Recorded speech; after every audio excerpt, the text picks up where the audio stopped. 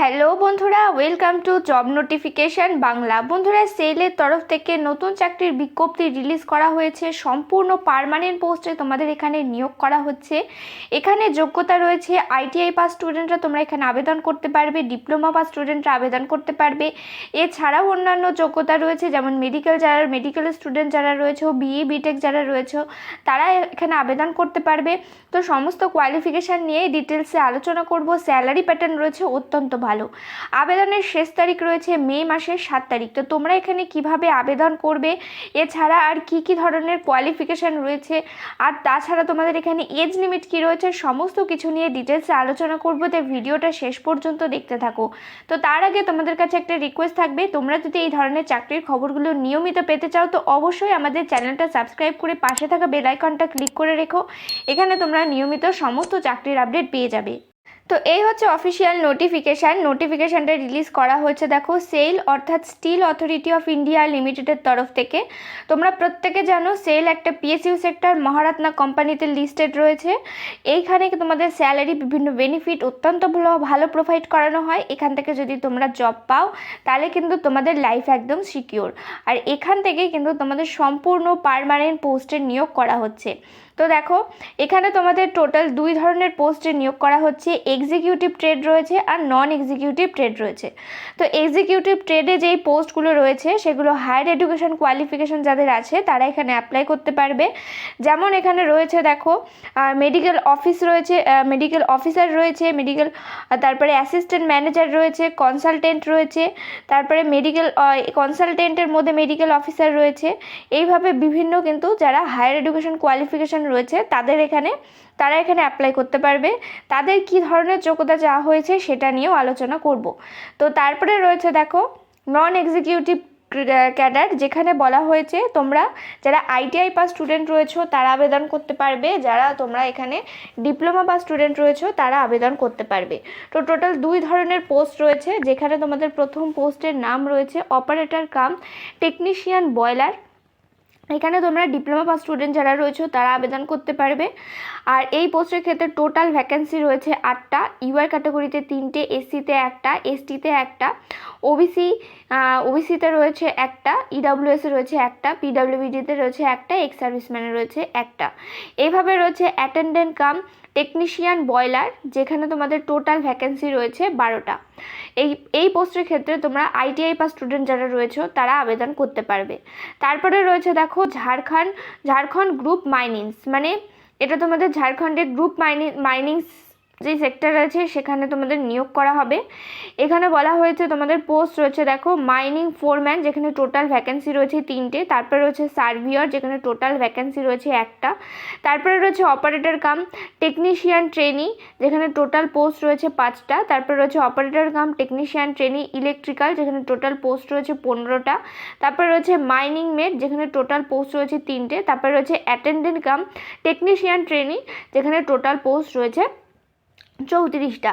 এই অ্যাটেন্ডেন্ট কাম technician trainee যেগুলি রয়েছে সেগুলোতে আইটিআই পাস স্টুডেন্টরা আবেদন করতে পারবে, আর অপারেটর কাম টেকনিশিয়ান যেগুলো রয়েছে সেগুলো ডিপ্লোমা পাস স্টুডেন্টরা অ্যাপ্লাই করতে পারবে। তো শিক্ষাগত যোগ্যতা কী আছে সেটা নিয়েও আলোচনা করে নেব।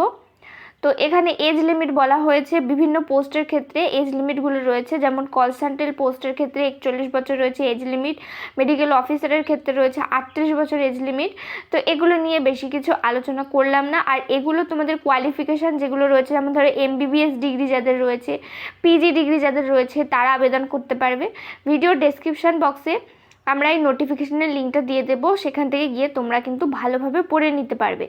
তো এবার চলে আসি যারা ডিপ্লোমা পাস স্টুডেন্ট রয়েছে তাদের ক্ষেত্রে কী ধরনের যোগ্যতা চাওয়া হয়েছে। তো দেখো রয়েছে অপারেটর কাম টেকনিশিয়ান বয়লার, যেখানে তোমাদের 30 বছর পর্যন্ত এজ লিমিট রয়েছে। বলা হয়েছে তোমাদের যদি মাধ্যমিক পাস করা থাকে, সাথে যদি 3 বছরের ফুল টাইম ডিপ্লোমা করা থাকে ইন মেকানিক্যাল অথবা ইলেকট্রিক্যাল অথবা কেমিক্যাল অথবা পাওয়ার প্ল্যান্ট অথবা প্রোডাকশান, অথবা যদি ইনস্ট্রুমেন্টেশন ইঞ্জিনিয়ারিংয়ের ওপরে যদি তোমাদের ডিপ্লোমা করা থাকে, আর সাথে যদি first class boiler attendant certificate থাকে তাহলে তোমরা এখানে আবেদন করতে পারবে। আর অবশ্যই কিন্তু 50% মার্কস তোমাদেরকে থাকতে হবে যদি ইউআর ক্যাটাগরিতে হয়ে থাকা। যদি এসসি এসটি ক্যাটাগরি হয়ে থাকো তো সেক্ষেত্রে 40% মার্কস হলে আবেদন করতে পারবে। তারপরে রয়েছে অ্যাটেন্ডেন্ট কাম টেকনিশিয়ান বয়লার, যেখানে তোমরা 28 বছর পর্যন্ত আবেদন করতে পারবে। এখানে বলা হয়েছে তোমাদের যদি মাধ্যমিক পাস করা থাকে আর সাথে যদি আইটিআই কোর্স করা থাকে তাহলে আবেদন করতে পারবে। যে কোনো ট্রেড থাকলেই তোমরা আবেদন করতে পারবে, এখানে ট্রেড উল্লেখ করা হয়নি, কিন্তু তোমাদের কাছে সেকেন্ড ক্লাস বয়লার অ্যাটেন্ডেন্টের সার্টিফিকেট থাকতে হবে, তবেই কিন্তু তোমরা এখানে আবেদন করতে পারবে। তারপরে রয়েছে ফর ঝাড়খণ্ড গ্রুপ মাইন্স, যেখানে সবার প্রথমে রয়েছে অপারেটর কাম টেকনিশিয়ান ট্রেনি ইলেকট্রিক্যাল, এখানে 28 বছর রয়েছে এজ লিমিট। এখানে বলা হয়েছে তোমাদের যদি মাধ্যমিক পাস করা থাকে আর সাথে যদি 3 বছরের ডিপ্লোমা করা থাকে ইন ইলেকট্রিক্যাল ডিসিপ্লিনের উপরে তাহলে আবেদন করতে পারছো। তারপরে রয়েছে অপারেটর কাম টেকনিশিয়ান ট্রেনি মাইনিং, যেখানে 28 বছর রয়েছে এজ লিমিট, এখানে তোমাদের ডিপ্লোমা চাওয়া হয়েছে মাইনিংসের উপরে। আর তারপরে তোমাদের রয়েছে দেখো মাইনিং ফোরম্যান, যেখানে তোমাদের 28 বছর রয়েছে এজ লিমিট, এখানে তোমাদের ডিপ্লোমা চাওয়া হয়েছে, মানে মাধ্যমিক প্লাস 3 বছরের ফুল টাইম ডিপ্লোমা চাওয়া হয়েছে মাইনিংয়ের উপরে, তাহলে তোমরা এখানে আবেদন করতে পারবে। তারপরে রয়েছে দেখো সার্ভিয়ার, যেখানে তোমাদের 28 বছর রয়েছে এজ লিমিট, এখানে তোমাদের মাধ্যমিক প্লাস 3 বছরের ফুল টাইম ডিপ্লোমা চাওয়া হয়েছে মাইনিংয়ের উপরে, অথবা ডিপ্লোমা চাওয়া হয়েছে মাইনিং অ্যান্ড মাইন্স, তারপরে হচ্ছে সার্ভের উপরে যদি থাকে তাহলে তোমরা এখানে আবেদন করতে পারবে। আর এগুলোর ক্ষেত্রে কিন্তু তোমাদের কাছ থেকে DGMS এর সার্টিফিকেট অবশ্যই থাকতে হবে, তাহলেই কিন্তু তোমরা আবেদন করতে পারবে এই পোস্টের ক্ষেত্রে, মানে সার্ভিয়ার পোস্টের ক্ষেত্রে। আর মাইনিং ফোরম্যান পোস্টের ক্ষেত্রে, যেটা ধানবাদ থেকে দেওয়া হয়, সেই সার্টিফিকেট কিন্তু তোমাদের লাগবে। তারপরে রয়েছে মাইনিং মেট, যেখানে 28 বছর রয়েছে এজ লিমিট, এখানে তোমাদের বলা হয়েছে মাধ্যমিক পাস যদি করা থাকে, সাথে যদি তোমাদের বলা হয়েছে মাইনিং মেট সার্টিফিকেট যদি থাকে, আর সেটা অবশ্যই কিন্তু DGMS দ্বারা অ্যাপ্রুভ হতে হবে, তাহলে কিন্তু তোমরা আবেদন করতে পারবে। তারপরে রয়েছে অ্যাটেন্ডেন্ট কাম টেকনিশিয়ান ট্রেনি, যেখানে তোমরা ITI পাস স্টুডেন্টরা আবেদন করতে পারবে।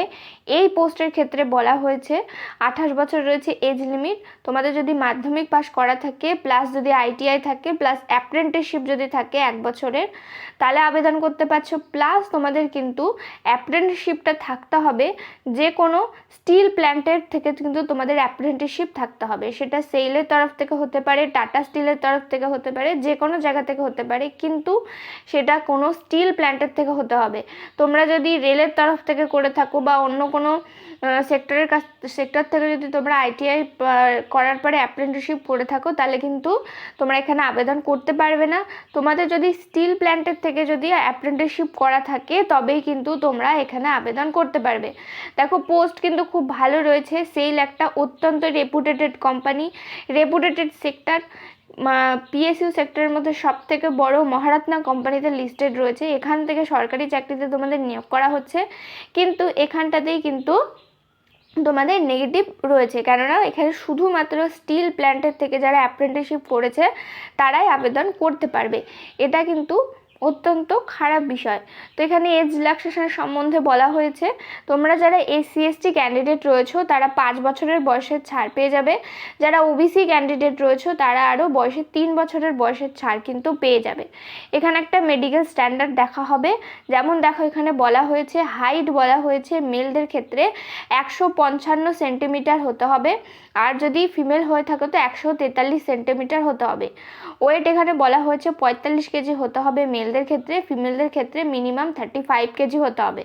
চেস্ট এখানে মেজারমেন্ট বলা হয়েছে এখানে 32 সেন্টিমিটার, আর হচ্ছে যে আর ফুলি করতে হবে 75 সেন্টিমিটার মেলদের ক্ষেত্রে বলা হয়েছে। আর ভিজুয়ালি দেখা হবে এমন কিছু কিন্তু মেডিকেল স্ট্যান্ডার্ড নেই, এটা যে কেউ কিন্তু কোয়ালিফাই করে যাবে এই মেডিকেল স্ট্যান্ডার্ডটা। তো মোড অফ সিলেকশন কি থাকছে দেখো, তো বেশিরভাগ হায়ার এডুকেশন কোয়ালিফিকেশন যেগুলোতে চাওয়া হয়েছে বেশিরভাগ পোস্টের ক্ষেত্রেই কিন্তু তোমাদের ইন্টারভিউয়ের মাধ্যমে সিলেকশন করা হবে।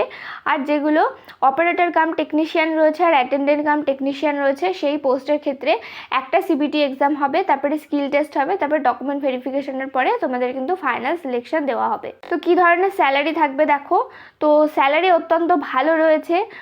হায়ার লেভেলের যে পোস্টগুলো রয়েছে সেই পোস্টের ক্ষেত্রে 90,000 টাকা পর্যন্ত তোমাদের এখানে বেসিক পে রয়েছে।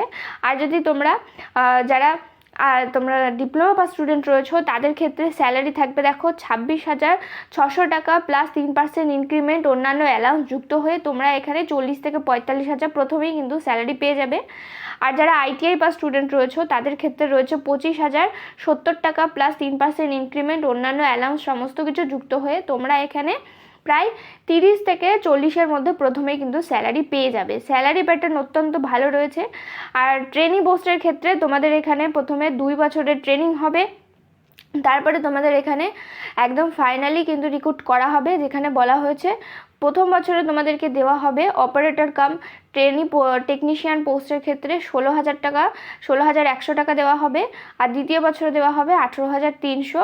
আর অ্যাটেন্ডেন্ট কাম টেকনিশিয়ান ট্রেনির ক্ষেত্রে প্রথম বছরে দেওয়া হবে 12,900 আর দ্বিতীয় বছরে দেওয়া হবে 15,000 টাকা। তারপরে কিন্তু তোমাদের এখানে ফাইনালি সিলেক্ট করা হবে ট্রেনি পোস্টগুলোর ক্ষেত্রে, আর যেগুলো নর্মাল পোস্ট রয়েছে সেখানে প্রথমেই তোমরা এই ধরনের স্যালারি পেয়ে যাবে। তো তারপরে এখানে বলা হয়েছে অ্যাপ্লিকেশন ফিস। তো অ্যাপ্লিকেশন ফিস যেগুলো আছে দেখো, এক্সিকিউটিভ পোস্টের ক্ষেত্রে অ্যাপ্লিকেশন ফিস রয়েছে টোটাল 700 টাকা। যারা ইউআর ক্যাটাগরি রয়েছে আর ওবিসি ক্যাটাগরি রয়েছে আর এসসি ক্যান্ডিডেটদের ক্ষেত্রে পিডাব্লিউডি ক্যান্ডিডেট আর এক্স সার্ভিসম্যানদের ক্ষেত্রে রয়েছে 200 টাকা অ্যাপ্লিকেশন ফিস। আর তোমাদের এখানে বলা হয়েছে গ্রেড 3 S3 মানে অপারেটর কাম টেকনিশিয়ানের ক্ষেত্রে রয়েছে 500 টাকা ইউআর ক্যাটাগরিদের জন্য, আর হচ্ছে এসসি ক্যান্ডিডেটদের জন্য রয়েছে 150 টাকা। আর যারা আইটিআই স্টুডেন্ট রয়েছে তাদের ক্ষেত্রে অ্যাপ্লিকেশন ফিস রয়েছে 300 টাকা ইউআর ক্যাটাগরি আর ওবিসি ক্যাটাগরিদের জন্য। আর যারা এসসি এসটি ক্যান্ডিডেট রয়েছে পিডাব্লিউবিডি ক্যান্ডিডেট রয়েছে তাদের ক্ষেত্রে অ্যাপ্লিকেশন ফিস রয়েছে টোটাল 100 টাকা। আর এই অ্যাপ্লিকেশন ফিসটাও তোমরা অনলাইন মাধ্যমে জমা দিতে পারবে, আর ফর্মটাও তোমরা অনলাইন মাধ্যমে জমা দিতে পারবে সেলের অফিসিয়াল ওয়েবসাইট থেকে, যার লিঙ্ক ভিডিওর ডেসক্রিপশন বক্সে দিয়ে দেবো। তো দেখো তোমাদের এখানে যে পরীক্ষাটা হবে সেই পরীক্ষাটা কীরকম থাকবে দেখো, টোটাল 90 মিনিটের করে পরীক্ষা থাকছে। আর কি কি সাবজেক্ট থাকবে দেখো, টোটাল 5টা সাবজেক্ট থাকবে। ভার্বাল অ্যাবিলিটি থাকছে, তারপরে কোয়ান্টিটিভ অ্যাপটিটিউড থাকছে, জেনারেল নলেজ থাকছে, লজিক্যাল রিজনিং থাকছে, কোয়ান্টিটিভ অ্যাপটিটিউড থাকছে। আর তোমাদের টেকনিক্যাল যেই সাবজেক্ট রয়েছে সেই সাবজেক্টের ওপর থেকে প্রশ্ন হবে।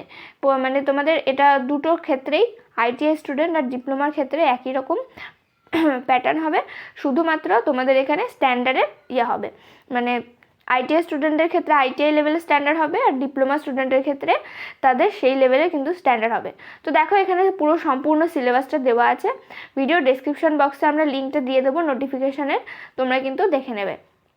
তো দেখো তোমাদের ফর্ম ফিল আপ কবে থেকে শুরু হচ্ছে, ফর্ম ফিল আপ শুরু হচ্ছে এপ্রিল মাসের 16 তারিখ থেকে, আর যার লাস্ট ডেট রয়েছে মে মাসের 7 তারিখ। এখনও অনেক দিন সময় আছে, তোমরা কিন্তু চাইলে এখন থেকে প্রিপারেশান শুরু করতে পারো। অত্যন্ত ভালো কিন্তু একটা তোমাদের এটা সেক্টর রয়েছে, অত্যন্ত ভালো একটা চাকরি রয়েছে। যদি তোমরা ইন্টারেস্টেড থাকো আর যদি তোমরা এলিজিবল থাকো অবশ্যই কিন্তু অ্যাপ্লাই করে দেবে। তো এই ছিল আজকের ভিডিওটা। কোনো ধরনের যদি প্রশ্ন থাকে তো আমাদের কমেন্ট করে জানাতে পারো। ভিডিওটা ভালো লেগে থাকলে প্লিজ একটা লাইক করে দিও। চ্যানেলে নতুন হয়ে থাকলে অবশ্যই চ্যানেলটা সাবস্ক্রাইব করে পাশে থাকা বেল আইকনটা ক্লিক করে রেখো।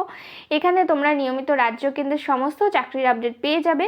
এভাবে পাশে থেকো, সাথে থেকো। দেখা হচ্ছে পরের ভিডিওতে।